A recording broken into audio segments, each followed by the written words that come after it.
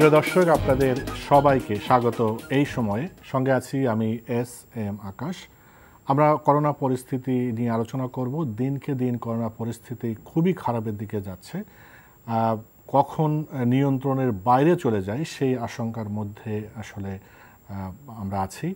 আপনারা জানেন যে সীমান্ত জেলাগুলোতে লকডাউন বা বিধিনিষেধের পর এখন ঢাকার আশেপাশের যে 7 জেলা সেখানে লকডাউন দেয়া হয়েছে এবং কার্যকরের সর্বাত্মক চেষ্টা করা হচ্ছে। আপনারা জানেন যে প্রবেশ মুখে বেশ কড়াকড়ি অবস্থান নিয়েছে প্রশাসন এবং পুলিশ প্রশাসন। আবার গণপরিবহন বন্ধ করে দেওয়া হয়েছে, লঞ্চ বন্ধ করে দেওয়া হচ্ছে, ট্রেনও চলছে না। এরপরেও মানুষের কিন্তু যাতায়াত খুব যে থেমে আছে তা নয়, গন্তব্যে যে যার মতো করে যাচ্ছে। তার মানে মানুষকে কিন্তু আটকানো এখনও যাচ্ছে না। যে উদ্দেশ্য যে করোনা সংক্রমণ রোধ করা বা মোকাবেলা করা, সেটা যে কতটা কার্যকর করা যাচ্ছে, কারণ মানুষকে আসলে তেমনভাবে আটকানো যাচ্ছে না। এই পরিপ্রেক্ষিতে কি অবস্থা দাঁড়াবে? আমরা যে সরকারের যে অবস্থান দেখতে পাচ্ছি যে শেষ পর্যন্ত এসে ঢাকাকে একটু বিচ্ছিন্ন রাখা চেষ্টা করা হচ্ছে, সেটা কতটা কার্যকর করা যাচ্ছে, কার্যকর করা না গেলে কি অবস্থা দাঁড়াবে, এর একটা আভাস পাওয়ার চিন্তা করব। ব্যবস্থাপনা কোথায় ত্রুটি আছে বা আরও কী করা যেতে পারে সেগুলো নিয়ে আমরা মতামত জানতে চাইব। টেকনিক্যাল বিষয়েও আমরা আলোচনা করব, যে ডেল্টা ভেরিয়েন্ট বা যে বলা হচ্ছে যে ঢাকায় যে সম্প্রতি যে জরিপটা গবেষণাটা প্রকাশ হয়েছে যে অ্যান্টিবডি তৈরি হয়েছে বলা হচ্ছে, সেটার মানে কি সে বিষয়েও আমরা জানতে চাইব। আমাদের সাথে 3 জন অতিথি, 2 জন অনলাইনে আছে, তাদের সাথে আগে পরিচয় করে দিই। যুক্তরাজ্য থেকে আমাদের সাথে যোগদান করেছেন doctor Khandakar Mehedi Akram, senior research associate, Sheffield university, যুক্তরাজ্য। আমাদের সাথে আজ পেয়েছি সিনিয়র সাংবাদিক আবু সাঈদ খান, এবং আমাদের সাথে স্টুডিওতে আমার সাথে আছেন শরীফুজ্জামান শরীফ, সাবেক সভাপতি বাংলাদেশ ছাত্র ইউনিয়ন। আবু সাঈদ খান, আপনাকে দিয়ে আলোচনা শুরু করব। সীমান্ত জেলাগুলো পর এখন আপনি দেখতে পাচ্ছেন যে ঢাকার যে আশেপাশে 7 জেলায় লকডাউন দেওয়া হয়েছে এবং ঢাকাকে বিচ্ছিন্ন করার যথেষ্ট চেষ্টা করা হচ্ছে, কিন্তু মানুষের কিন্তু ঢাকাতে আসা কিন্তু ঠেকানো যাচ্ছে না। যে উদ্দেশ্য নিয়ে ঢাকাকে বিচ্ছিন্ন করার চেষ্টা করা হচ্ছে, করোনা মোকাবেলা করা, করোনা ভাইরাস যাতে ঢাকাতেও ছড়িয়ে না পড়ে, শেষ পর্যন্ত যে অবস্থা দেখছেন, শেষ রক্ষা হবে তো? কি মনে হয় আপনার? প্রথমত হচ্ছে যে যখন সীমান্ত দিয়ে করোনা ব্যাপকভাবে প্রবেশ করলো এবং আক্রান্ত সংখ্যা সীমান্ত জেলাগুলোতে বেড়ে গেল, তখন আমরা ভেবেছিলাম এবং সরকারও বলেছিল যে সীমান্ত জেলাগুলোতে এদেরকে আটকিয়ে দেওয়া। কিন্তু আমরা কিন্তু সীমান্ত জেলাগুলো তাদের করোনাকে আটকাতে পারিনি, সেটা পাশে ছড়িয়ে পড়েছে এবং ঢাকার দিকে ধেয়ে আসছে।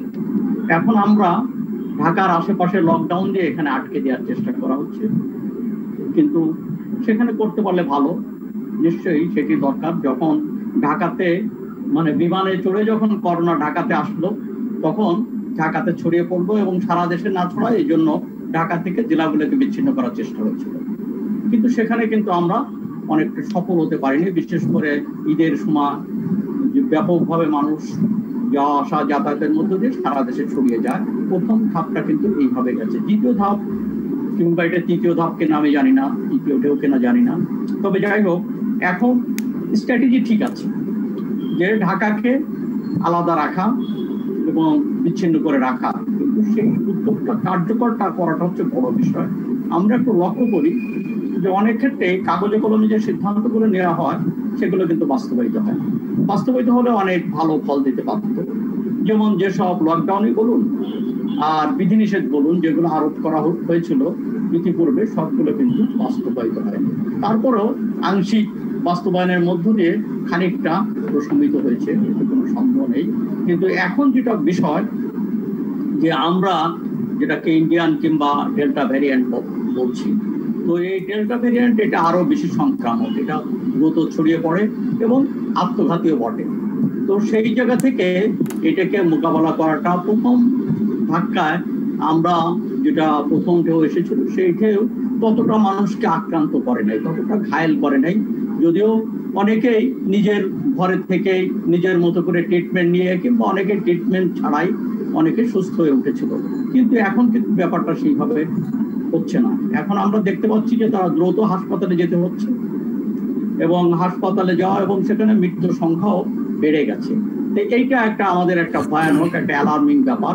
তো এখানে আটকে দেওয়ার জন্য আমাদের যথেষ্ট উদ্যোগ গ্রহণ করা দরকার। আমাদের একটা অভিজ্ঞতা আছে, যেমন আমরা দিল্লির অভিজ্ঞতা, প্রতিবেশী দিল্লিতে তারা বিভিন্ন ক্ষেত্রে আমাদের চেয়ে এগিয়ে আছে, চিকিৎসা শাস্ত্রেও, চিকিৎসা বিষয়ে, চিকিৎসা সেবার ক্ষেত্রে এগিয়ে আছে। কিন্তু দিল্লি কিন্তু একটা নাজুক অবস্থা সৃষ্টি হয়েছে, এমনকি যে মৃত্যুর হার যেভাবে তারা ছড়িয়ে পড়েছিল এবং যেভাবে লোক মারা যাচ্ছিল যে তারা শ্মশানে নিতে পারছিল না, রাস্তার মোড়ে তাদেরকে পোড়াতে হয়েছে। কিংবা আমরা ভারতের অতি সম্প্রতি দেখলাম যে গঙ্গায় কয়েক হাজার লাশ, যাদেরকে মানুষ গঙ্গাতে ভাসিয়ে দিয়েছে, বিভিন্ন এলাকায় লাশ, কয়েক হাজার লাশ সেখানে পাওয়া গেছে, যাদেরকে দাহ করতে পারেনি। এই যে অবস্থাটা, এটা আমাদের জন্য একটা অভিজ্ঞতা এবং আমাদেরকে বোঝা দরকার যে ভারতের অবস্থা এবং আমাদের অবস্থা, জনগণের বসতি ঘনত্ব প্রায় কাছাকাছি, কিংবা লোকজনের স্বভাব ইত্যাদি সবকিছুর সঙ্গে একটা সাদৃশ্য আছে। এটা আমাদেরকে মাথায় রাখা দরকার। এবং রাজধানীতে জনবসতি আরো অধিক, অতএব রাজধানীতে ঢুকে পড়লে এখানে দিল্লির মতো আমরা চাই না। আমরা আতঙ্কিত যে দিল্লির মতো আবার একটা ভয়াবহ অবস্থা ঢাকাতে সৃষ্টি হতে পারে কিনা। সেটা আমরা সেই আশঙ্কা তো আমাদের সবারই আছে। জি, আবু সাইদ খান, আপনি সঙ্গে থাকুন। সেই আশঙ্কা তো আমাদের সবারই আছে, সেটা যাতে না হয় সেই চেষ্টাই তো করা হচ্ছে, কিন্তু কতটা ফলপ্রসূ হবে আমরা এখনো বুঝতে পারছি না। ডক্টর খন্দকার মেহেদী আকরাম, আপনি সীমান্তে জেলাগুলো নিয়ে যে লকডাউন বা বিধিনিষেধ দেওয়া হয়েছিল, সর্বশেষ যে অবস্থান নিয়েছে সরকার, যে ঢাকার আশেপাশের যে জেলাগুলোতে লকডাউন দেয়া, যাতে এই করোনা ভাইরাসটা ট্রাভেল না করে রাজধানীতে। কিন্তু আপনি অবশ্যই স্বীকার করবেন যে করোনা ভাইরাস তো আর বাসে চড়ে আসে না, বা লঞ্চে বা ট্রেনে চড়েও আসে না, আসে তো মানুষের মাধ্যমে। সেই মানুষগুলোই তো আটকানো যাচ্ছে না। সরকার যে এই যে রাজধানীকে বিচ্ছিন্ন রাখার যে সর্বশেষ উদ্যোগ, সেটাকে আপনি কতটা বৈজ্ঞানিক বা কতটা কার্যকর পদক্ষেপ মনে করছেন? ধন্যবাদ আকাশ ভাই, এবং ধন্যবাদ এনটিভি কে আমাকে সাথে নেওয়ার জন্য, এবং শুভেচ্ছা যারা আজকে এই আলোচনায় রয়েছেন। আসলে ডেল্টা ভ্যারিয়েন্টই এখন মেন সমস্যা। করোনা ভাইরাস সম্বন্ধে তো আমরা জানি, আমরা এর অনেকটাই এর আচরণ অনেকটাই বুঝে ফেলেছি যে কেমন হয়, এবং আমরা জানি যে মানুষের একজন থেকে আরেকজনের ছড়ায়। এখন ডেল্টা ভ্যারিয়েন্টটা তো আমাদের যে বর্ডার অঞ্চল, বিশেষ করে পশ্চিমাঞ্চলের যে জেলাগুলো, ওসব জায়গায় তো ডেল্টা ভ্যারিয়েন্ট প্রায় 2 সপ্তাহের বেশি এখন ছড়িয়ে পড়েছে, এবং এখন আর এটা বলার বাকি নেই যে আমাদের দেশে ডেল্টা ভ্যারিয়েন্ট বিভিন্ন অঞ্চলে ছড়িয়ে পড়েছে। এখন হঠাৎ করে যেটা হচ্ছে যে ঢাকাকে মুক্ত রাখার জন্য এর চারপাশে যে জেলাগুলো রয়েছে সেসব জেলাগুলোতে স্ট্রিক্ট লকডাউন দেওয়া হচ্ছে, 7টি জেলা। এবং স্ট্র্যাটেজিক্যালি বোঝা যায় যে এটার উদ্দেশ্য হচ্ছে যেন ঢাকাতে ডেল্টা ভ্যারিয়েন্ট প্রবেশ না করে। কিন্তু এই যে পদক্ষেপটা নিল, এটা যথেষ্ট সায়েন্টিফিক পদক্ষেপ। আমার যতটুক ক্ষুদ্র জ্ঞান, তাতে আমার কাছে মনে হয় যে পদক্ষেপটা দেরি করে নেওয়া হয়েছে। কারণ পদক্ষেপটা যদি আরো 2 সপ্তাহ আগে নেওয়া যেত, যখন আমরা খোঁজ পেলাম যে বর্ডার অঞ্চলগুলোতে প্রায় 30 থেকে 50% মানুষ আক্রান্ত হচ্ছে প্রতিদিন, এবং যখন আমরা বুঝতে পারলাম যে ওখানে ডেল্টা ভ্যারিয়েন্ট চলে এসেছে, সেটা জিনোম সিকোয়েন্সিং এর মাধ্যমেই বলুন অথবা প্রেডিকশনের মাধ্যমেই বলুন, আমরা কিন্তু বুঝতে পেরেছি প্রায় 3 সপ্তাহ হলো। সো আমার মনে হয় যে ওই টাইমটা অ্যাটলিস্ট 2 সপ্তাহ আগে যদি আমরা এরকম একটা বলয় তৈরি করতে পারতাম ঢাকার চারপাশে, অবভিয়াসলি 2 কোটি মানুষের শহর, এবং একটু আগে যে আবু সাইদ ভাই বললেন যে দিল্লির মতো অবস্থা আমরা দেখতে চাই না, সো এইসব জিনিসের উপরে যদি গুরুত্ব দিয়ে 2 সপ্তাহ আগে যে পদক্ষেপটা আজকে নেওয়া হয়েছে সেটা 2 সপ্তাহ আগে নেওয়া হতো, তাহলে হয়তো আমরা এই ডেল্টা ভ্যারিয়েন্টের ট্রান্সমিশনটা কিছুটা স্লো করতে পারতাম। এটা মোটামুটি ইম্পসিবল যে একটা দেশের ভেতরে এক শহর থেকে আরেক শহরে একটা পার্টিকুলার ভ্যারিয়েন্টকে স্টপ করা এটা ইম্পসিবল। এর এক্সাম্পল আমি দেখেছি ইউকেতে। তখন যেখানে আমরা প্রথম যে কেন্ট ভ্যারিয়েন্টটা ইউকেতে কেন্ট শহরে পাওয়া গেল, সেটা কিন্তু পুরা দেশব্যাপী ছড়িয়ে পড়লো 1.5 মাসের ভেতরে। এবং পরবর্তীতে যখন ইন্ডিয়ান ভ্যারিয়েন্টটা বোল্টন শহরে পাওয়া গেল, সেটা কিন্তু এখন দেশব্যাপী ছড়িয়ে গেছে। আমি যেটা বলতে চাচ্ছি যে ভ্যারিয়েন্টকে দেশব্যাপী ছড়ানো বন্ধ করা যায় না। বাংলাদেশ যেটা করতে পারতো সেটা স্লো করতে পারতো, কারণ ডেল্টা ভ্যারিয়েন্ট পার্টিকুলারলি খুব দ্রুত ছড়ায়, যেটা বলছে 40 থেকে 70% দ্রুত গতিতে এর সংক্রমণ বিস্তার করে। মৃত্যু হার কম হলেও যেহেতু সংক্রমণ খুব তাড়াতাড়ি বেশি হয়, তার মানে পিকে খুব তাড়াতাড়ি পৌঁছে যায়, সেক্ষেত্রে হসপিটালে রোগী ভর্তি খুব বেড়ে যায়, সেক্ষেত্রে হসপিটাল ব্রেকডাউনের ভয় থাকে, যেমনটা আমরা দেখেছি। সো পদক্ষেপটা সায়েন্টিফিক, টাইমিংটায় আমার মনে হয় একটু ডিলে হয়ে গেছে। এটাই আমার খন্দকার মেহেদী আকরাম, অনেক ধন্যবাদ, আমাদের সঙ্গে থাকুন। শরীফুজ্জামান শরীফ, এই যে ব্যবস্থাপনার প্রসঙ্গ যেটা আসে, আমরা সবসময় দেখেছি এই যে করোনা শুরু হওয়ার শুরু থেকে যখন এই বিশেষজ্ঞরা যে পরামর্শ দেয়, যখন যে ব্যবস্থা নেওয়ার কথা বলে, সরকার বা প্রশাসন ঠিক সেই ব্যবস্থাটা হয়তো নিচ্ছে, কিন্তু ডিলে করে নিচ্ছে, যার জন্য ক্ষতি যেটা হয়ে যায় বা হয়ে যাচ্ছে, সেটা একটা বিষয় সিদ্ধান্ত নেওয়ার ক্ষেত্রে এবং সিদ্ধান্ত বাস্তবায়ন করার ক্ষেত্রে। আরেকটা হলো যে এই যে সিদ্ধান্ত যখন নেওয়া হয়, তখন জনগণের পয়েন্ট অফ ভিউ কতটা দেখা হয়, কারণ তাদের তো জীবন আছে, যেমন তাদের সাথে জীবিকাও তো আছে। আপনাকে ধন্যবাদ। দর্শক শ্রোতা এবং অন্য যে আলোচকরা আছেন তাদেরকেও ধন্যবাদ। সারা পৃথিবী এই সংকটটা মোকাবেলা করছে এবং পৃথিবীর কোনো কোনো জায়গায় এই সংকটটা নিয়ন্ত্রণের বাইরে চলে যাচ্ছে। আপনি যদি গত 1.5 বছরের সামগ্রিক পরিস্থিতি বিবেচনা করেন, তুলনামূলকভাবে আমরা ভালো ছিলাম। বাংলাদেশে সংক্রমণ, মৃত্যুর হার, এইগুলো প্রতিবেশী এবং পৃথিবীর অন্যান্য অনেক উন্নত দেশ বিবেচনা করে আমাদের অবস্থানটা ভালো ছিল। কিন্তু সাম্প্রতিক সময়ে এই অবস্থাটা আমরা আর ধরে রাখতে পারিনি। এরকমের পরিস্থিতিতে দুটো পক্ষকে কাজ করতে হয়। একটা পক্ষ বলতে আমি পাবলিককে বোঝাচ্ছি, আরেকটি পক্ষ হচ্ছে গভর্নমেন্ট। পলিসি মেক করার জায়গাটি হচ্ছে গভর্নমেন্টের। নাগরিকরা, জনগণ চাইলেও পলিসি নির্ধারণ করতে পারে না।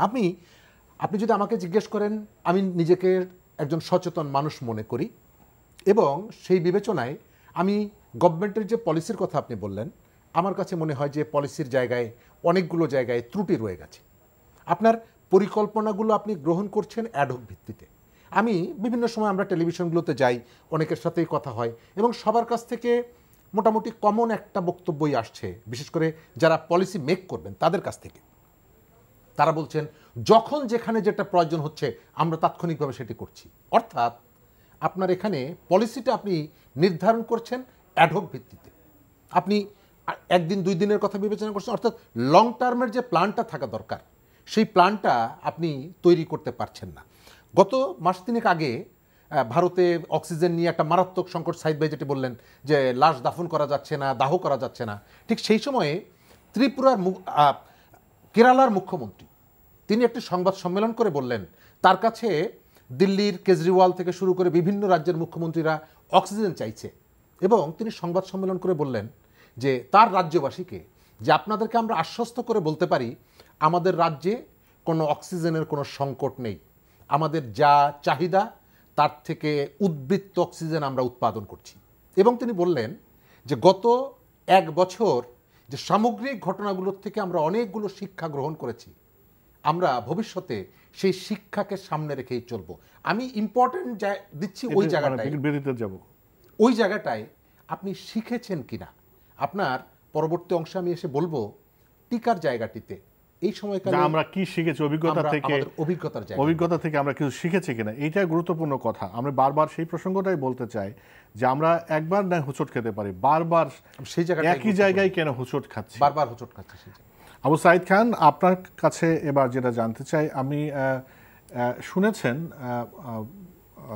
খন্দকার মেহেদী আকরাম যেটা বলেছেন যে আমাদের চারপাশে, ঢাকার চারপাশে যে সিদ্ধান্তটা নেওয়া হয়েছে জেলাগুলোকে লকডাউনের আওতায় আনা এবং ঢাকাকে বিচ্ছিন্ন রাখার চেষ্টা করা, এটা পদ্ধতিটা ভালো, বৈজ্ঞানিক পদ্ধতি, কিন্তু 2 সপ্তাহ আগে নিলে ভালো হতো। এখানে আমার প্রশ্ন হচ্ছে, বারবারই যে অভিযোগটা আসে সেটা হলো আমলা নির্ভর সিদ্ধান্ত এবং আমলাদের দ্বারা এই সিদ্ধান্ত কার্যকর করা, অর্থাৎ প্রশাসন বা স্থানীয় প্রশাসন বা পুলিশ প্রশাসন যেটাই বলেন, সেক্ষেত্রে জনগণ বা জনপ্রতিনিধিদের অংশগ্রহণ খুব বেশি থাকে না, এরকম অভিযোগ আমরা বারবার শুনছি। যার জন্যে লকডাউন বলেন আর বিধিনিষেধ বলেন, কোনোটাই যেভাবে কার্যকর হওয়ার কথা সেভাবে কার্যকর হয় না। আপনার পর্যবেক্ষণ কি?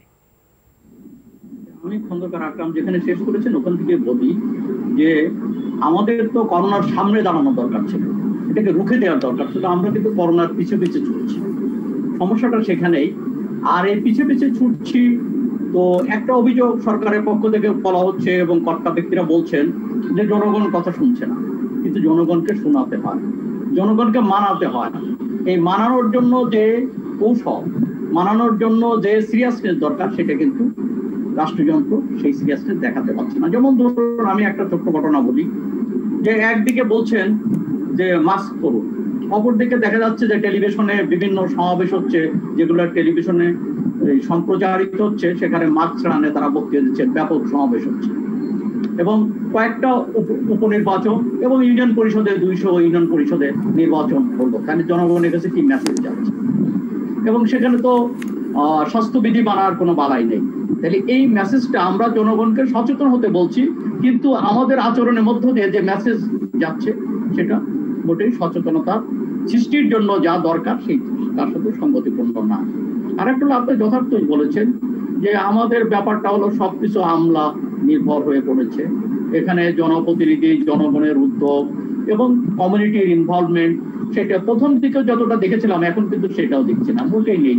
পুরোটাই আমলা এবং পুলিশের পর নির্ভরশীল হচ্ছে। হ্যাঁ, আমলা পুলিশের ভূমিকা জরুরি নিঃসন্দেহে, কিন্তু এখানে জনপ্রতিনিধিদের তো ইনভলভমেন্টটা দরকার এবং জনগণকে সচেতন করা, তাদেরকে উদ্বুদ্ধ করা, এই কাজটা কিন্তু সেখানে হচ্ছে না। এখানে আমি একটা ঘটনা বলি যে আপনি কোঅর্ডিনেট করা, জেলাগুলো কোঅর্ডিনেট করার জন্য একজন সচিবকে দায়িত্ব দেওয়া হচ্ছে, যে সচিব ঢাকাতে অবস্থান করেন।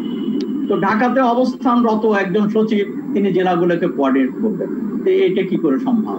বরং সেখানে জনপ্রতিনিধি, হ্যাঁ জনপ্রতিনিধি নিয়ে অনেক কথা আছে এবং তাদের আজকে জনপ্রতিনিধিদের মান নিয়েও কথা আছে, কিন্তু তারপরেও তো জনপ্রতিনিধি জনগণের সঙ্গে একটা যোগাযোগ আছে, তাদেরকে যুক্ত করা উচিত ছিল, কমিউনিটিকে যুক্ত করা উচিত ছিল। সেই কাজগুলো কিন্তু মোটেই হচ্ছে না, যার কারণে এখানে সবকিছুই কাগজে কলমে হচ্ছে। আবার অনেক সময় হয় কি যে সিদ্ধান্ত নেওয়া হচ্ছে, কিন্তু সিদ্ধান্ত যেমন ধরুন যে এখানে লকডাউন কিংবা বিধিনিষেধ আরোপ করা হচ্ছে, কিন্তু সেই মেসেজটা সময় মতো পড়ছে না। তো আমরা এই ক্ষেত্রে আমরা অনেক ক্ষেত্রে লক্ষ্য করি যে মেসেজটা পরে যাচ্ছে, কিংবা এখানে বিধিনিষেধ আরোপ করা হচ্ছে কিন্তু তার সঙ্গে যে অংশীজন আছে যাদেরকে আগেই সম্পৃক্ত করা দরকার, যেমন ধরেন বাস শ্রমিক, বাস মালিক ইত্যাদি, পরিবহন শ্রমিক, পরিবহন মালিক, তাদের সঙ্গে যোগাযোগ ছাড়াই এক ধরনের নির্দেশ দেওয়া হচ্ছে, তারা বাস নিয়ে বেরিয়ে পড়ছে, এখানে সংঘাত হচ্ছে, সমস্যা তৈরি হচ্ছে। এবং সেখানে দেখা যাচ্ছে যে পরিবহন শ্রমিকরা 2 ভাগে বিভক্ত এবং 2 ভাগে সরকার একটা বলছে, তারা ভিন্ন মত পোষণ করছে এবং 2 জায়গায় কিন্তু সরকারের কর্তা ব্যক্তিরা অর্থাৎ জনপ্রতিনিধিরা আছেন। তো এই যে সমস্যাগুলো হচ্ছে, অর্থাৎ এক সুরে কথা বলা হচ্ছে না, এই জায়গাগুলোকে আমাদেরকে যে এই জায়গাগুলো অ্যাড্রেস করা দরকার। যে আমাদের সঙ্গে থাকুন আবু সাইদ খান, যে সরকারের যে মেকানিজম, যে জনগণের সাথে বা জনপ্রতিনিধির সাথে বা শ্রমিক নেতা বলেন, যে অংশীজন বললেন, সেই সরকারের তো অবশ্যই একটা মেকানিজম আছে। সেই মেকানিজম ছাড়াই কিভাবে সিদ্ধান্তগুলো হচ্ছে এবং সব জায়গায় কেন বারবার এই হোঁচট খেতে হচ্ছে সেটাই বুঝতে পারছে না। আমি ডাক্তার খন্দকার মেহেদী আকরাম, আপনি যেহেতু সায়েন্টিস্ট, আপনার কাছ থেকে একটু টেকনিক্যাল বিষয় একটু বোঝার চেষ্টা করি। সেটা হচ্ছে আপনি দেখেছেন যে আইসিডিডিআরবি থেকে যে গবেষণাটা প্রকাশ করা হয়েছে যে ঢাকা 71% এবং চট্টগ্রামে 55% মানুষের মধ্যে যে অ্যান্টিবডি তৈরি হয়েছে, এই অ্যান্টিবডি তৈরি হওয়া মানে কি? এটা দ্বারা আসলে কি বোঝায়? মানে এটা কি রোগ প্রতিরোধ ক্ষমতা বাড়লো বা কি বিষয়, এটা যদি একটু পরিষ্কার করেন। ধন্যবাদ। জি, এই ফলাফলটা আমরা গতকালকেই তো দেখতে পেলাম যে ICDDRB রিপোর্টে দেখা যাচ্ছে যে 71% মানুষের শরীরে অ্যান্টিবডি, ঢাকা শহরে আর চিটাগাঙে 55% অ্যান্টিবডি। এটাকে বলা হয় যে যেটা সেরো সার্ভেইলেন্স পজিটিভ। এখন যে সেরো পজিটিভ যে যাদের শরীরে অ্যান্টিবডি পাওয়া গেল, এই অ্যান্টিবডিটা স্পেসিফিক্যালি উল্লেখ করা হয়েছে কয়েকটা কন্ডিশন, এটা বুঝতে হবে। এক নাম্বার হচ্ছে স্যাম্পলিংটা করা হয়েছে বস্তি এবং বস্তি সংলগ্ন মানুষের উপরে। 2 নাম্বার হচ্ছে এখানে দেখা হয়েছে যারা করোনায় সাবক্লিনিক্যালি ইনফেক্টেড ছিল অথবা মাইল্ড কোভিডে আক্রান্ত হয়েছিল। 3 নম্বর পয়েন্টটা হচ্ছে যে এদের কাউকেই ভ্যাকসিন দেওয়া হয় নাই। সো যে অ্যান্টিবডিটা এই গ্রুপের মানুষদের শরীরে তৈরি হয়েছে, এটা হয়েছে ন্যাচারাল ইনফেকশনের মাধ্যমে। এখন এই ইনফেকশনটা অনেকেই টের পেয়েছে, অনেকেই মাইল্ড সিমটম দেখিয়েছে এবং তাদের ভিতরে কেউ সিভিয়ার কোভিড নিয়ে ভর্তি হয়নি। সো এই গ্রুপটা একটা স্পেসিফিক ঢাকার যে গ্রুপ, এই গ্রুপটা রিপ্রেজেন্ট করে যে বস্তি অঞ্চলের মানুষগুলো করোনা ভাইরাসের সংস্পর্শে এসেছে আমাদের গত 2টি যে করোনার ওয়েভ চলেছে তাতে, এবং তাদের শরীরে অ্যান্টিবডি তৈরি হয়েছে। আমরা স্পেসিফিকলি জানি না অ্যান্টিবডি টাইটারটা কতটুকু রয়েছে, তবে এটা থেকে যেটুকু বোঝা যায় যে তারা এক্সপোজড হয়েছে ভাইরাসে। আপনি জানতে চাইলেন এর অর্থটা কি? এর অর্থ আমি এভাবে বলতে পারি যে তারা একবার অথবা কয়েকবার ভাইরাসের সংস্পর্শে এসেছে, তাদের শরীরে কিছুটা হলেও রোগ প্রতিরোধী ক্ষমতা তৈরি হয়েছে। এ ধরনের পপুলেশন থেকে আমরা যেটা এক্সপেক্ট করি, সেই এক্সপেকটেশন হচ্ছে দ্বিতীয় বা তৃতীয়বার যারা আবার তারা ইনফেক্টেড হবে, সেক্ষেত্রে তারা কিছুটা প্রোটেক্টেড থাকবে, যেমন ভাবে ভ্যাকসিন কিছুটা প্রোটেকশন দিয়ে থাকে। কিন্তু এখানে বুঝতে হবে, আমি ঢাকার এক্সাম্পল দিই, চিটাগাঙের জন্য একইভাবে এটা প্রযোজ্য। এই যে 71% মানুষের শরীরে অ্যান্টিবডি পাওয়া গেল, এ দিয়ে কিন্তু একটা জিনিস পরিষ্কার আমাদেরকে বুঝতে হবে যে 71% কিন্তু ঢাকার মানুষকে রিপ্রেজেন্ট করে না। এটা একটা ছোট্ট বস্তি অঞ্চলকে রিপ্রেজেন্ট করে। ঢাকার যে রিমেইনিং এরিয়াগুলো রয়েছে, সেখানে ইমিউন আমরা বলি সেরো কনভার্সন বা সেরো সার্ভেইলেন্স না করে আমরা বুঝতে পারবো না যে তাদের শরীরে কতটুকু পরিমাণে অ্যান্টিবডি তৈরি হয়েছে। যদি হাইপোথেটিক্যালি যদি এই 71% আমরা পেতাম র্যান্ডম স্যাম্পলিং এর মাধ্যমে পুরো ঢাকার অঞ্চল অনুযায়ী, তাহলে কিন্তু আমরা যদি দেখতাম যে পুরো ঢাকাতে 71% মানুষের শরীরে অ্যান্টিবডি তৈরি হয়েছে, তাহলে আমরা এবার বুঝতে পারতাম যে সম্ভবত তৃতীয় ওয়েভে ঢাকার মানুষ কিছুটা কম আক্রান্ত হবে অথবা তারা সিভিয়ার কোভিড ডেভেলপ কম করবে। কিন্তু যেহেতু এটা একটা নির্দিষ্ট অঞ্চল ভিত্তিক সার্ভেইলেন্স, এর থেকে আমরা শুধুমাত্র এইটুকু বুঝতে পারি যে বস্তি একটা নির্দিষ্ট অঞ্চলের মানুষ কতটুকু প্রোটেক্টেড ছিল এবং সামনে কতটুকু প্রোটেক্টেড হবে। আমি খুব ছোট্ট করে একটা এক্সাম্পল দিই। ইন্ডিয়াতে কিন্তু এমন ভাবা হচ্ছিল যে ইন্ডিয়ার যে আরবান এলাকাগুলোতে, সেখানে একটা সেরো সার্ভেইলেন্স দেখা গেছিল যে প্রায় 50% উপরে মানুষের শরীরে করোনা ভাইরাসের অ্যান্টিবডি তৈরি হয়েছে, যেটা ওই যে প্রথম ওয়েভ থেকে তৈরি হয়েছিল। কিন্তু দুর্ভাগ্যজনকভাবে দেখা গেল যে দ্বিতীয় ওয়েভ যখন খুব মারাত্মক অবস্থায় ইন্ডিয়াতে চলছিল, তখন কিন্তু এই যে 50% মানুষ, তাদের ভিতরে অনেকেই রিইনফেক্টেড হচ্ছিল এই যে নতুন ভাইরাস দিয়ে, নতুন ভ্যারিয়েন্ট দিয়ে। সো যেহেতু বাংলাদেশে এখন ডেল্টা ভ্যারিয়েন্ট এসেছে, আর যে সেরো সার্ভেইলেন্সটা ICDDRB করেছে, এটা মূলত যে অ্যান্টিবডিটা তৈরি হয়েছে, এটা আমাদের পূর্বের যে ভাইরাস তার এগেনস্ট অ্যান্টিবডি। এর এগেনস্ট অ্যান্টিবডি তৈরি ডেল্টা ভ্যারিয়েন্টকে কতটুকু প্রোটেক্ট করবে, এটা কিন্তু আমরা ওইভাবে নিশ্চিতভাবে বলতে পারবো না। চিটাগাঙের জন্য ঠিক একই জিনিস কিন্তু আপনার অ্যাপ্লিকেবল। জি, অনেক ধন্যবাদ, জিনিসটা ভালো মতো পরিষ্কার করেছেন। অবশ্যই দর্শক এর থেকে উপকৃত হবেন। শরীফুজ্জামান শরীফ যেটা বলছিলেন যে অভিজ্ঞতা থেকে কেরালা যে শিক্ষা গ্রহণ করেছে, বাংলাদেশ এই অভিজ্ঞতা কতটুকু শিক্ষা নিয়েছে বলে আপনার মনে হয়? আমার কাছে মনে হয় না যে আমরা শিক্ষা খুব একটা গ্রহণ করেছি, এবং এটি পলিসি মেকারদের কাছ থেকে বিভিন্ন সময় আসছে, তারাই স্বীকার করে নিচ্ছেন যে যেখানে যেটা দরকার হচ্ছে আমরা তাৎক্ষণিকভাবে অ্যাকশান নিচ্ছি। তার অর্থ দাঁড়ায় যে আপনি short term, mid term, long term আপনার ওই ধরনের কোনো পরিকল্পনা নেই। আমি টিকার জায়গাটা আসছি। আমরা প্রথমে একটি সফলতা দেখালাম, পৃথিবীর 10টি দেশ তার নাগরিকদের জন্য টিকা ইন্ট্রোডিউস করতে পারছে, তার মধ্যে আমরাই তাদের মধ্যে 10টি দেশের মধ্যে একটা ছিলাম। এটি আমাদের জন্য গর্বের ছিল, আমরা সার্টিফিকেট দিয়েছিলাম। কিন্তু তারপরের যে ঘটনাগুলো, এটা আমরা সবাই জানি। আপনি প্রথম চুক্তি করলেন 3 কোটি ডোজ টিকা আনা হবে, 1.5 কোটি মানুষকে আপনি দিবেন। কিন্তু আপনি এই টিকাটা আনার পরে আমরা যে অ্যাপ্রোচে গেলাম, টেকনাফ থেকে তেঁতুলিয়া বাদ যাবে না একটা শিশু, আপনি সারা দেশে টিকা ছড়াচ্ছেন, যেখানে আপনার অথচ যেটা উচিত ছিল যে সমস্ত এলাকাগুলোতে গত 1 বছর আপনি সংক্রমণ এবং মৃত্যু এটিকে যদি আপনি একটু বিবেচনায় রাখতেন যে কোন জায়গাগুলোতে সংক্রমণের হার বেশি। আপনার সারা দেশে তো ঢাকা, চট্টগ্রাম, নারায়ণগঞ্জ বা এই রকমের বড় শহরগুলোতে আমরা দেখেছি সংক্রমণ বেশি, মৃত্যুর হারও বেশি। তাহলে আমি সব দেশের, সারা দেশের নাগরিক মানুষ, প্রত্যেকটা মানুষ আমার কাছে গুরুত্বপূর্ণ, কিন্তু যেহেতু আপনার টিকার সংখ্যাটা সাফিসিয়েন্ট না, আপনি সবাইকে এখনই দিতে পারছেন না, আপনার প্ল্যানিংটা কি হওয়া উচিত ছিল? আপনার যখন অভাবের সংসারে আমরা দেখি যে প্রথম পরিবারে টার্গেট করে আগে চাল কিনতে হবে, তারপরে কাপড় কিনতে হবে, অন্যান্য জায়গাগুলোতে যেতে হবে। আপনার যেটা উচিত ছিল, আপনি ঢাকা শহর, চট্টগ্রাম এই যে জায়গাগুলোতে ডেনসিটি পপুলেটেড যে জায়গাগুলো, সেই জায়গাগুলোতে আপনি এই কাজগুলো করবেন। কিন্তু আপনি কি করলেন? আপনি ওই গলা চিপার জন্য টিকার ব্যবস্থা করলেন, আপনি রামুর জন্য টিকার ব্যবস্থা করলেন, যেখানে প্রয়োজন নাই সেখানে আমরা দিতে গেলাম, আমরা এই কাজটি করতে পারলাম না। আপনার প্ল্যানিংয়ের জায়গাটা সাইদ ভাই বলেছেন, আমাদের প্রধান নির্বাচন কমিশনার তিনি বলছেন যে করোনার থেকে নির্বাচন গুরুত্বপূর্ণ, অর্থাৎ তিনি মেসেজটা কে দিচ্ছেন, গভর্নমেন্ট মেসেজটা কে দিচ্ছে?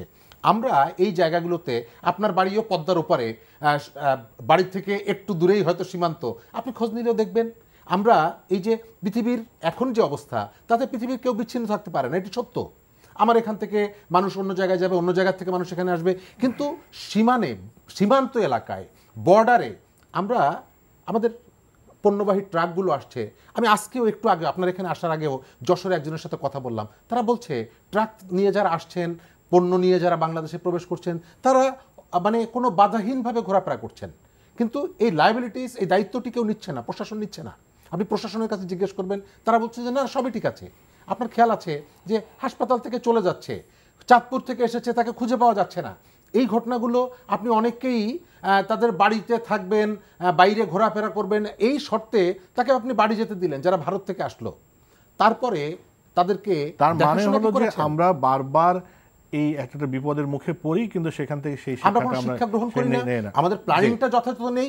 এবং এখন যে আমরা একটা ভয়াবহ বিপদে আছি, যশোর এবং ওই সীমান্তবর্তী যে জেলাগুলো আছে, কোনো কোনো জেলায় 92-94% পর্যন্ত সংক্রমণ ছড়িয়ে পড়েছে। হাসপাতালগুলোতে মানুষের থাকার মানে আপনি জায়গা দিতে পারছেন না, যশোরে ফ্লোরে থাকছে। এই রকমের পরিস্থিতিটা যদি আপনি অনুধাবন করতে না পারেন, তাহলে শুধুমাত্র আমলা, শুধুমাত্র পরিকল্পনা এবং লম্বা লম্বা কথা বলে আপনি এই পরিস্থিতি সামাল দিতে পারবেন না। জি, আবু সাইদ খান, একটা তো সরকারি ব্যবস্থাপনা, যে সরকার লকডাউন বা বিধিনিষেধ যেটা হোক, আরেকটা হচ্ছে জনগণের দিক থেকে সেটা রেসপন্স করা। কিন্তু আমরা বারবারই দেখি যে জনগণের সাথে সরকারের যে ব্যবস্থাপনা, একটা মিসিং লিঙ্ক থাকে, কোথায় যেন একটা মিসিং লিঙ্ক হয়ে যাচ্ছে। জনগণ প্রথম দিকে যে ভয়টা পেত, এখন কিন্তু জনগণের যে যাতায়াত, চাল চলন, আচার আচরণে কোথাও আপনি ভয়ের লেশ মাত্র দেখবেন না। আপনি সীমান্তের খবর প্রত্যেক দিন পত্রিকায়, টেলিভিশনে বের হচ্ছে, কতদিন মারা যাচ্ছে, সেটা ভারতে কি হয়েছে সেটাও জনগণ জানে। কিন্তু এখনও যদি দেখেন যে গাদাগাদি করে যাওয়া আসা, গাড়িতে যাওয়া, মাস্ক না পরা, স্বাস্থ্যবিধি না মানা, সেটা দেখতে জনগণের পয়েন্ট অফ ভিউ থেকেও কিন্তু জনগণও কিন্তু সচেতন নয় যে এত একটা বিপদ। তারা কি টের পাচ্ছেন না, নাকি এটাকে তারা কোনো গুরুত্বই না দেওয়ার কারণটা কি? আপনার কি মনে হয়? জাতি হিসেবে আমরা খানিকটা নিয়তিবাদী, আমরা নিয়তির কাছে সমর্পণ করি, এবং অনেক সময় সরকারও নিয়তির কাছে সমর্পণ করে, জনগণও তার নিজের ব্যাপারটা সে অর্পণ করে। এটি একটা দিক। আর একটা দিক হচ্ছে জনগণ বাধ্য হচ্ছে। জনগণের এক অংশ এই করোনার কারণে অনেকে চাকরি হারিয়েছে, ব্যবসা হারিয়েছে, ক্ষতিগ্রস্ত হয়েছে, তাদের ঘরে খাবার নেই, তাদের তো রাস্তায় বেরোতে হয়। আপনি তাদেরকে কি করে নিয়ম মানাবেন? এখানে যারা এই করোনার কারণে এখানে যে, অর্থাৎ যারা আরো 20% লোক, বিশেষজ্ঞরা বলছেন, গবেষকরা বলছেন যে তারা নিউপুরে পরিণত হয়েছে, যাদের ঘরে খাবার নেই, কিন্তু তাদের ঘরে খাবার পৌঁছে দেওয়া দরকার। এখানে শরীফুজ্জামান বলেছে কেরালা, তারা খাবার পৌঁছে দিয়েছিল। তাহলে আপনি এখানে আমরা বলা হলো যে 333-তে ফোন করলে খাবার পাবেন। তো 8টা জেলাতে সব পত্রিকায় খবর বেরিয়েছে, সেখানে তারা ফোন করে কেউ খাবার পায়। তাহলে এটা একটা তামাশা কিনা যে আপনি বলছেন যে খাবার পৌঁছে দিবেন? আসলে তো এটা ভাবা দরকার। একবারের জন্যই মাত্র এই গরিব, অর্থাৎ সেখানে বোধহয় 50 লাখের মতো লোককে 2,500 টাকা করে দেওয়া হয়েছিল, বিভিন্ন পেশার লোকদেরকে দেওয়া হয়েছিল। আমরা ধারণা করেছিলাম এবং বিভিন্ন জায়গায় হিসাব কষে বলা হয়েছিল যে কমপক্ষে তাদেরকে মানে 6 মাস, কেউ কেউ বলেছিলেন যে ঠিক আছে অগত্যা 4 মাস তাদেরকে 2,500 টাকা করে নগদ টাকা দিলেও আমরা জনগণের একটা নিচের অংশ যারা বিভিন্নভাবে যাদের ক্ষতিগ্রস্ত হচ্ছে তাদের কি করা যাবে, কিন্তু সেই জায়গাটা তো মোটেই হয়নি, অ্যাড্রেস করা হচ্ছে না। এবং বলা হচ্ছে যে না, এবং এখানে মন্ত্রী বলছেন কি, মন্ত্রী বলছে যে না নিউপোর এটা একটা সাময়িক সমস্যা, এটা কোনো সমস্যাই না, অর্থাৎ নতুন গরিব বলে কিছু নেই, এটা একটা এসছে, করোনা যাওয়ার সঙ্গে সঙ্গে এটা চলে যাবে। এবং বাজেটও তাদের জন্য একমাত্র টিকার জন্য একটা থোক বরাদ্দ ছাড়া বাজেটও তাদের জন্য কিন্তু বিশেষ বরাদ্দ করা হয়নি। তো এই জায়গাটা গুরুত্বপূর্ণ, আপনাকে যে জনগণের এই সমস্যাটা, অর্থনীতির সমস্যাটা আপনাকে দেখতে হবে। আপনি জীবিকার প্রয়োজনে কিংবা উৎপাদন ঠিক রাখার জন্য আপনি গার্মেন্টস খুলে দিয়েছেন, ঠিক আছে যারা কাজ করছে, কিন্তু যার কাজ নেই তার জন্য আপনি কি করবেন? তো তার ব্যাপারটা তো বিবেচনা আনা দরকার। এই জায়গাগুলোকে আমার মনে হয় যে বিষয়টা দরকার, জনসচেতনতা করতে হলে জনগণের সমস্যার দিকেও নজর দিতে হবে, যত্নশীল হতে হবে। আমরা বলছি যে আমরা তো আর গরিব দেশ নয়, আমরা ধনী দেশ, আমরা এশিয়ার ব্যাঘ্র, নতুন ব্যাঘ্র হুঙ্কার ছাড়ছি, কিন্তু সেই নতুন ব্যাঘ্র, এশিয়ার সেই উদীয়মান ব্যাঘ্র, তো উদীয়মান বাঘ তার সন্তানদেরকে খাবার দিতে পারছে না, ঘরে ঘরে এখানে হাহাকার থাকছে। এই কান্না তো থামাতে হবে, এই বিষয়টাকে আমার মনে হয় নজর দেওয়ার দরকার। যে ঠিকই বলেছেন, মানুষের যারা সাধারণ মানুষ, খেটে খাওয়া মানুষ, যার কাজ নাই, তার পেটের ভিতর থেকে যদি ক্ষুধার বাঘ ডাক দেয় তখন আর তার তো ঘরে থাকার কোনো উপায় থাকে না। আমি ডাক্তার খন্দকার মেহেদী আকরাম, আপনার কাছে আরেকটু বিষয় জানতে চাই, যেটা আমরা এখন বলা হচ্ছে যে ভারতীয় ধরন যেটা ডেল্টা যেটা বলা হচ্ছে, এটার বিপরীতে অ্যাস্ট্রাজেনেকার টিকা প্রায় শতভাগ কার্যকর বলে বলা হচ্ছে। এটা কিসের ভিত্তিতে কারা বলছে সেটা যদি একটু পরিষ্কার করেন। এর সাথে হলো, যেহেতু আমাদের দেশে অ্যাস্ট্রাজেনেকার টিকা দেওয়া হয়েছে, অনেক আমরা টিকা দিয়েছি অ্যাস্ট্রাজেনেকা, এখন যদিও সেটা নাই, আমরা এখন সিনোফার্ম বা ফাইজার বা হয়তো ভবিষ্যতে আমরা রাশিয়ার টিকা পেতে পারি। তা সেক্ষেত্রে ডেল্টা ভেরিয়েন্টের এগেনস্টে অ্যাস্ট্রাজেনেকা যদি কাজ করে থাকে, তাহলে সিনোফার্ম বা অন্য অন্য যে টিকা সেগুলো কি সমভাবে কার্যকর? ধন্যবাদ। যেটা জানতে চাইলেন যে অক্সফোর্ড অ্যাস্ট্রাজেনেকার টিকা, যে খবরটা দিলেন যে প্রায় 90% ওপরে কার্যকরী ডেল্টা ভ্যারিয়েন্টের এগেনস্টে। এই কার্যকারিতাটা আসছে হচ্ছে যে সিভিয়ার কোভিড অথবা মৃত্যু থেকে প্রোটেকশন দেয় এই অক্সফোর্ড অ্যাস্ট্রাজেনেকা ভ্যাকসিন। এ শুধু অক্সফোর্ড অ্যাস্ট্রাজেনেকা ভ্যাকসিন না, ঠিক একই সাথে ফাইজার ভ্যাকসিনেও ঠিক একই রকম ফলাফল পাওয়া গেছে যে 90 থেকে 100% সিভিয়ার কোভিড থেকে প্রোটেক্ট করে এবং মৃত্যু থেকে প্রোটেক্ট করে। এবং এটা কোনো ক্লিনিক্যাল ট্রায়ালের ফলাফল না, এটাকে আমরা যেটা বলি রিয়েল লাইফ এভিডেন্স। তার মানে হচ্ছে যে ইউকেতে পাবলিক হেলথ ইংল্যান্ড একটা পোস্ট ভ্যাকসিন সার্ভেলেন্স চালিয়েছে 14,000 ডেল্টা ভ্যারিয়েন্টে আক্রান্ত মানুষের উপরে। ইউকেতে কিন্তু এখন 90% সংক্রমণই হচ্ছে ডেল্টা ভ্যারিয়েন্ট থেকে। সো এপ্রিল থেকে এই মে মাস পর্যন্ত যে সার্ভেটা, তাতে দেখা যায় যে যারা যারা ডেল্টা ভ্যারিয়েন্টে আক্রান্ত হচ্ছে তাদের ভিতর যারা 2টো ডোজ নিয়েছিলেন তাদের ভেতরে কেউ মারা যায়নি, 1 নাম্বার। 2 নাম্বার হচ্ছে তাদের ভেতরে অক্সফোর্ড ভ্যাকসিনের ক্ষেত্রে 94% মানুষ সিভিয়ার কোভিড ডেভেলপ করে নাই, তাদের মাইল্ড কোভিড হয়েছিল অথবা অনেক ক্ষেত্রে অ্যাসিম্পটোমেটিক কোভিড ছিল। তার মানে এটা অনেকটাই কার্যকরী। বাংলাদেশে যেহেতু অক্সফোর্ড অ্যাস্ট্রাজেনেকা বা কোভিশিল্ড ভ্যাকসিনটা দেওয়া হয়েছে, আশা করা যাচ্ছে যে আমরা বাংলাদেশে ঠিক একই রকমই ফল দেখতে পারবো, যে যারা ভ্যাকসিনেটেড এবং আমি বলবো যে কমপ্লিটলি ভ্যাকসিনেটেড, 2টো ডোজ নিয়েছে, তারা কিন্তু 94% protected from severe Covid and death. এটা রিয়েল লাইফ ডেটা, এটা না কোনো প্রেডিকশন না। ঠিক একইভাবে আপনি যেটা বললেন যে একটি ডোজ যারা নিবে তাদের ক্ষেত্রে কি হবে, বাংলাদেশে কিন্তু 14 লক্ষ মানুষ এখনো একটি ডোজ পেয়েছে কোভিশিল্ড, তাদের ক্ষেত্রে কি হবে? হ্যাঁ, তাদের ক্ষেত্রে একটা গবেষণার ফলাফল এসেছে এই পাবলিক হেলথ ইংল্যান্ডের থেকেই। তারা বলেছে যারা একটি ডোজ নিয়েছিলেন তারা যদি ডেল্টা ভ্যারিয়েন্টে সংক্রমিত হন তাদের ক্ষেত্রে 75% মানুষই protected from severe Covid and death. তার মানে যারা একটা করে ভ্যাকসিন নিয়েছে তাদের ক্ষেত্রে 100 জনে 25 জনের সিভিয়ার কোভিড হতে পারে, কিন্তু বাকি যে 75 জন তাদের শুধুমাত্র সিমটম দেখা দিবে, মাইল্ড কোভিড। আর একটা যেটা খুব ইম্পর্টেন্ট এখানে, যে যারা ভ্যাকসিন নিয়েছেন তারা কিন্তু সংক্রমিত হচ্ছে। এটা কিন্তু আরেকটা রিপোর্টে পাবলিক হেলথ ইংল্যান্ডে তারা দেখিয়েছে যে তারা কিন্তু আপনার সংক্রমিত হচ্ছে, কিন্তু তারা সিভিয়ার কোভিড ডেভেলপ করবে না। এটাই হচ্ছে গুরুত্বপূর্ণ। চাইনিজ ভ্যাকসিন কি একই রকম ফল দিবে কিনা, বা রাশিয়ান ভ্যাকসিন কি একই রকম ফল দিবে কিনা, ডেল্টা ভ্যারিয়েন্টের এগেনস্টে এমন কোনো ডেটা আমার জানা মতে নেই। কারণ আপনারা জানেন যে চাইনিজ ভ্যাকসিন যেসব জায়গায় দেওয়া হচ্ছে সেখানে ডেল্টা ভ্যারিয়েন্ট নেই। সো আলটিমেটলি যেটা হয়েছে যে আমরা ধারণা করতে পারি from the scientific point of view, আমরা এক্সপেক্ট করতে পারি যে সিনোফার্মের ভ্যাকসিন বলেন অথবা স্পুটনিক ভি রাশিয়ার ভ্যাকসিন বলেন, এটাও সম্ভবত ডেল্টা ভ্যারিয়েন্টের সংক্রমণ থেকে যদি রক্ষা নাও করতে পারে, তারা সিভিয়ার কোভিড থেকে রক্ষা করবে এবং মৃত্যু থেকে রক্ষা করবে। এইটুকুই আসলে অ্যাচিভমেন্ট।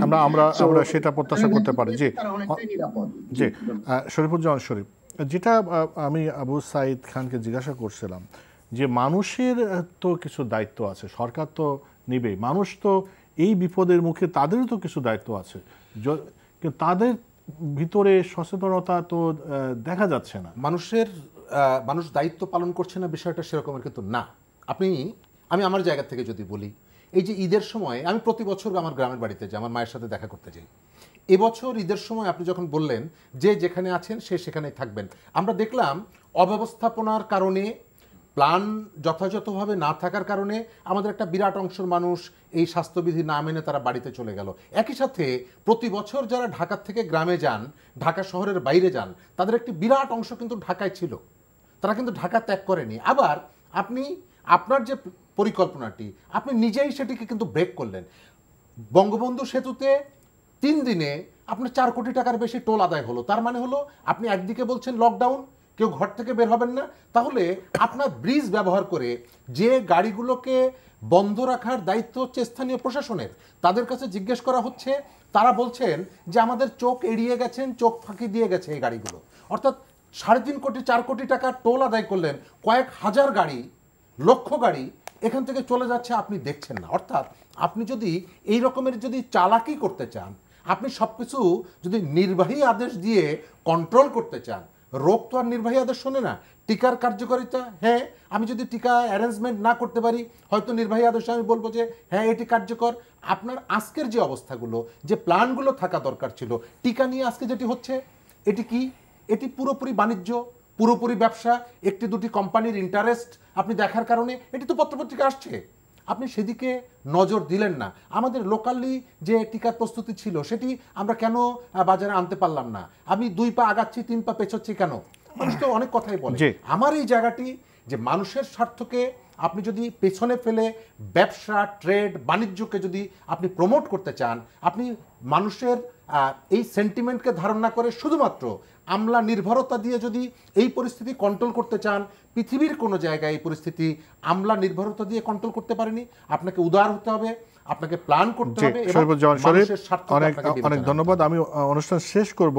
ডাক্তার খন্দকার মেহেদী আকরাম, আপনার কাছে আরেকটা একটু টেকনিক্যাল বিষয় পরিষ্কার হতে চাই। আপনি বলেছেন যে যারা টিকা নিয়েছেন তারাও কিন্তু করোনায় আক্রান্ত হচ্ছে, এরকম দেখা যাচ্ছে। বাংলাদেশের ক্ষেত্রে যারা 2 ডোজ টিকা নিয়েছে অ্যাস্ট্রাজেনেকা, আর তারা আসলে তাদের ভিতরে কতটা রোগ প্রতিরোধ ক্ষমতা তৈরি হয়েছে বা আদৌ হয়েছে কিনা, এটা কি শুধু আমরা অন্য দেশের অভিজ্ঞতা থেকেই এটা বলতে পারছি, নাকি বাংলাদেশেতে এরকম কোনো পরীক্ষা নিরীক্ষা হয়নি যে তাদের বাংলাদেশের মানুষের যারা 2 ডোজ নিয়েছে তাদের ভিতরে রোগ প্রতিরোধ ক্ষমতা তৈরি হয়েছে, নাকি এটা আমরা বৈজ্ঞানিকভাবেই ধরে নেব যে আসলে হয়েছে?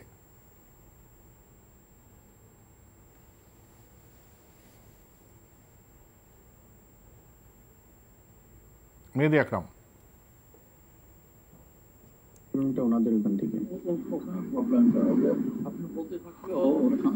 আচ্ছা আমার মনে হয় খন্দকার মেহেদী আকরাম শুনতে পাচ্ছেন না। আমি আবু সাইদ খান, এই যে এখন সামনে ঈদ, আমরা কি পরিস্থিতি হতে পারে বা সেখান থেকে আমরা আবার যাতে গত ঈদের অভিজ্ঞতা থেকে নিয়ে কি পরামর্শ দেবেন?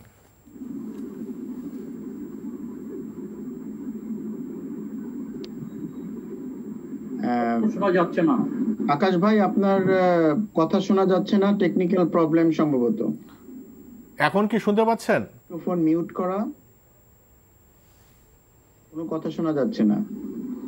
আচ্ছা, আমার মনে হয় শরীফুজ্জামান শরীফ, আপনাকে দিয়ে আলোচনা শেষ করি।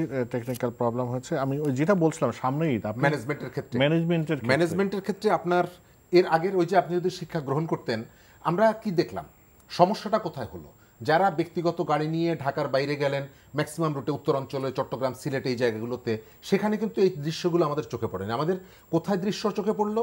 আমরা আরিচা যেহেতু নদী পার হয়ে যেতে হয়, সরাসরি বাদ যায়নি, মানুষ পার হতে কি ব্যবহার করেছে?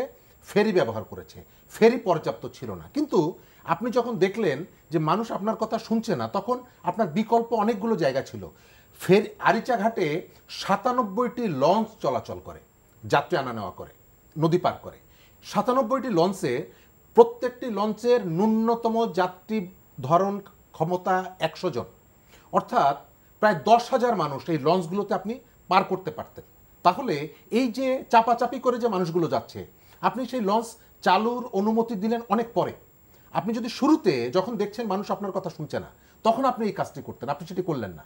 আপনি আনসার না, এখন তো হলো, কিন্তু এখন সামনে ঈদকে রেখে কি করা? সামনের ঈদকে রেখে আপনি যদি সিদ্ধান্ত গ্রহণ করেন যে মানুষ যেখানে যে অবস্থায় আছে সেখানেই থাকবে, অর্থাৎ শহর সে ত্যাগ করবে না।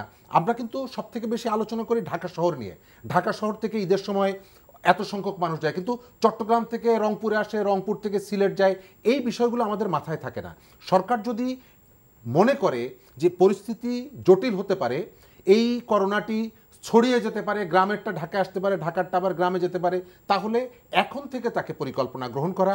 দ্বিতীয়ত, তার যে পলিটিক্যাল যে মেকানিজমটা আছে, তার যে নেটওয়ার্কটা আছে, সেটিকে এর মধ্যে ব্যবহার করা, মানুষকে উদ্বুদ্ধ করা, অন্যান্য পলিটিক্যাল পার্টিকেও এই ক্যাম্পেইনের সাথে যুক্ত করা। সরকার যদি এই অবস্থায় অন্যান্য পলিটিক্যাল পার্টিকে যুক্ত করে, তারা যদি দেশবাসীর কাছে আহ্বান জানায়, আমাদের এখানে রিলিজিয়াস যে লিডার যারা আছেন তাদের একটা বিরাট ভূমিকা আছে মানুষের প্রতি, তাদেরকে দিয়েও যদি আহ্বান জানানো হয় যে এই ঈদের সময় আপনারা যে যেখানে আছেন মানুষের স্বার্থে, নিরাপত্তার স্বার্থে আপনারা যাবেন না। অনেক ধন্যবাদ শরীফুজ্জামান শরীফ, সরকারের আচরণের উপর। জি, শরীফুজ্জামান শরীফ অনেক ধন্যবাদ। ডক্টর খন্দকার মেহেদী আকরাম, আপনাকে অনেক ধন্যবাদ। আবু সাইদ খান, আপনাকে অনেক ধন্যবাদ। প্রিয় দর্শক, আমাদের সঙ্গে থাকার জন্য অনেক ধন্যবাদ। আমরা বুঝতেই পারছেন আমরা বেশ বড় বিপদের মধ্যে আছি। আরও কোনো বড় বিপদের মধ্যে যাতে না পড়ি, করোনা পরিস্থিতি যাতে নিয়ন্ত্রণের বাইরে না চলে যায়, সেজন্য সরকার চেষ্টা করছে। সরকার যে ব্যবস্থা নিচ্ছে সেই ব্যবস্থার সাথে আমাদের সমন্বয় করে, সরকারকে সহযোগিতা করে নিজেরা স্বাস্থ্যসম্মতভাবে চলে এই করোনা পরিস্থিতি থেকে বাঁচার চেষ্টা করি। সবাই ভালো থাকুন।